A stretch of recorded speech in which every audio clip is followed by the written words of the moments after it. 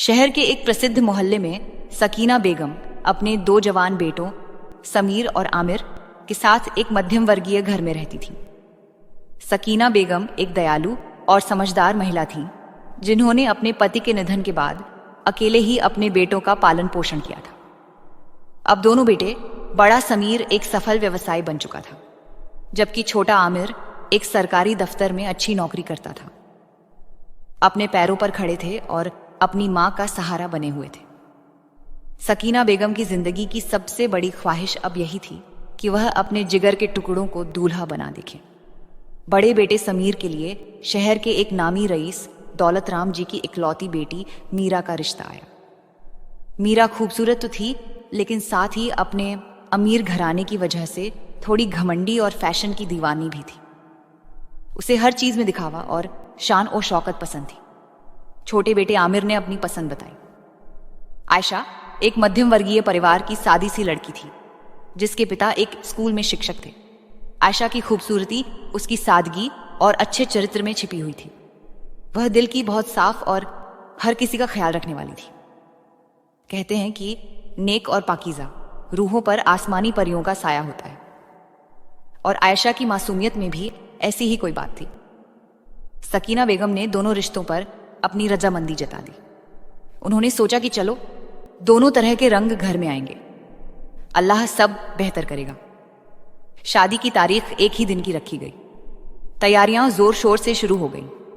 मीरा ने अपनी शादी के लिए शहर के सबसे महंगे ब्यूटिशियन शाइनिंग स्टार पार्लर की परवीन को बुक किया। लाखों रुपए सिर्फ मेकअप और तैयारी पर खर्च करने का प्लान था। दूसरी ओर आयशा ने अपनी एक सहेली, जो एक छोटा सा पार्लर चलाती थी, से बहुत ही सादे अंदाज में तैयार होने को कहा। जब आयशा ने अपना सादा सा लिबास पहना और हल्का सा श्रृंगार किया, तो उसके चेहरे पर एक नूरानी चमक थी। कहीं आसमान से खुशबू की हल्की सी लहर आई, जैसे आसमानी परियां उसकी सादगी और पाकीज़गी पर मेहरबान हो रही हों और उसे अपनी दुआओं से नवाज रही हों। उसके चेहरे पर एक अमन और खुशी की रोशनी थी, जो किसी भी मेकअप से ज्यादा दिलकश थी। आखिरकार शादी का दिन आ पहुंचा। मीरा सुबह ही शाइनिंग स्टार पार्लर पहुंच गई। परवीन ने इंपोर्टेड प्रोडक्ट्स की एक पूरी रेंज उसके चेहरे पर लगानी शुरू की।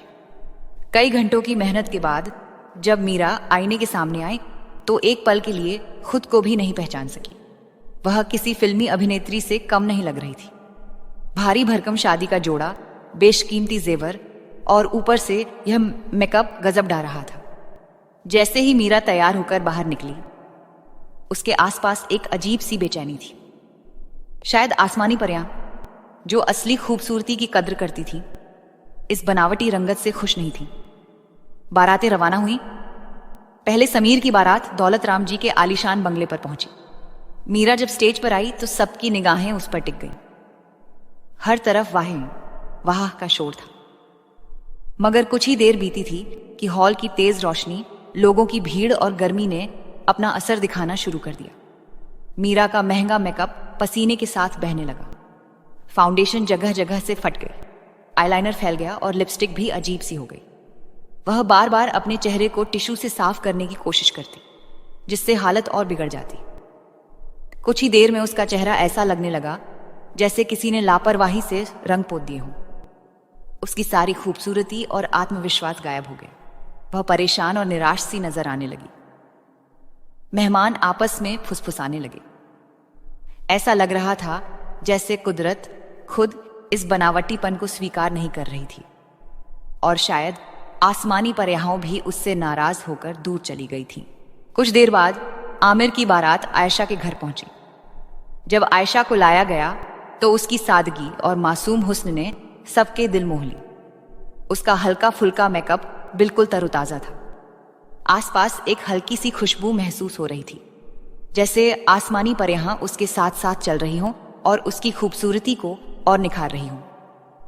सबने दिल से उसकी तारीफ की। सकीना बेगम, जो दोनों जगह मौजूद थी, यह सारा माजरा देख रही थी। उन्होंने महसूस किया कि असली खूबसूरती चेहरे पर लगाए गए रंगों में नहीं, बल्कि इंसान की सादगी और दिल की पाकीज़गी में होती है। मीरा, जिसने लाखों खर्च करके भी अपनी खूबसूरती को बरकरार नहीं रख पाई, वहीं आयशा अपनी सादगी और कुदरती हुस्न से सबकी आंखों का तारा बन गई।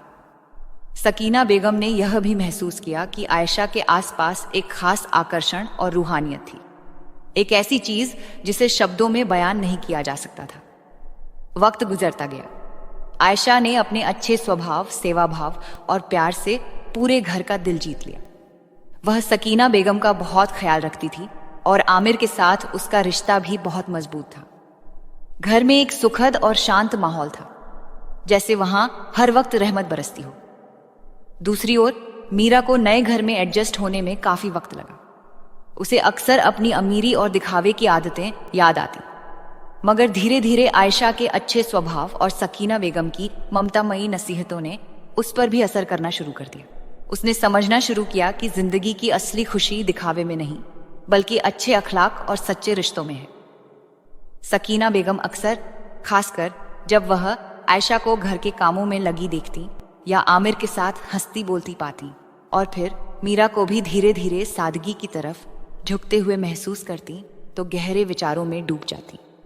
उन्हें लगता जैसे अल्लाह ने उन्हें यह दो अलग स्वभाव और पृष्ठभूमि वाली बहुएं देकर सिर्फ घर ही नहीं आबाद किया, बल्कि जिंदगी का एक बेहद कीमती और गहरा सबक भी सिखाया था। यह सबक कि दुनिया की निगाहों को चकाचौंध करने वाली क्षणिक और बाहरी चमक दमक, जो महंगे कपड़ों, बेशकीमती जेवरों या चेहरे पर लगाए गए रंगों से मिलती है, असल में एक धोखा है।